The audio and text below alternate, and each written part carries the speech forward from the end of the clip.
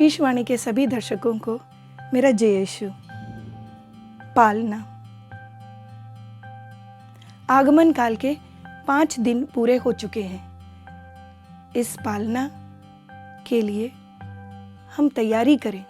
प्रभु यीशु के पालना बनाने में हम जो अपनी तैयारी करेंगे उसमें एक विषय साक्षी बने। हमारे जीवन से हम साक्षी बन सकते हैं। प्रभु यीशु जब उनके जीवन काल में इस धरती पर थे तब संत यूहन्ना बपतिस्ता उनके लिए साक्षी बने। वो उनका रास्ता तैयार कर रहे थे और लोगों से कह रहे थे, प्रभु मसीह आएंगे, आप अपने जीवन में परिवर्तन लाइए। इसी तरह हमारे जीवन में हम गवाही देंगे। संत यूहन्ना बपतिस्ता जिस तरह से प्रभु के लिए गवाही दिए, उसी तरह हम भी प्रभु यीशु के लिए गवाही देने के लिए जीवित हैं। गवाही देने के लिए तो ही हम ईसाई हैं। हर एक ईसाई, चाहे वो तुम या मैं हूं, हम सब प्रभु यीशु के लिए साक्षी बनने के लिए ही तो यहाँ है। कैसे गवाही देंगे? क्या ईश्वर को मनुष्य की गवाही की जरूरत है? नहीं, ईश्वर को मनुष्य की गवाही की जरूरत नहीं है। लेकिन हम, मैं और आप अपने जीवन से गवाही देने के लिए बुलाए गए हैं। ये हमारा दौत्य है, हमारा उत्तरदायित्व है कि हम अपने जीवन से प्रभु के लिए गवाही दें।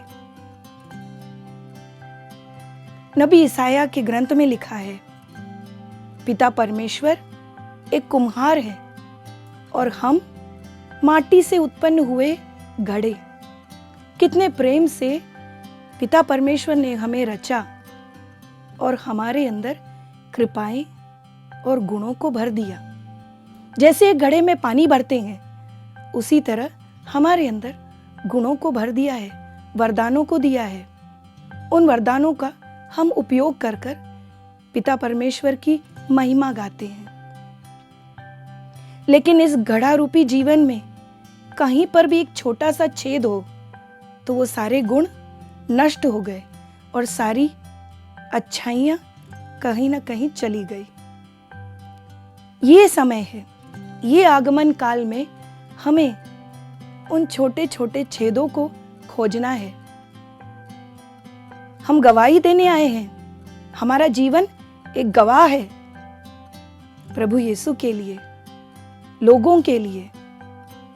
तो इस जीवन से हम अगर अच्छे गवाह बनना चाहते हैं, हमारी गवाही अच्छी हो, इसीलिए हमारे घड़े के अंदर, हमारे जीवन रूपी घड़े के अंदर अच्छे गुण होने चाहिए।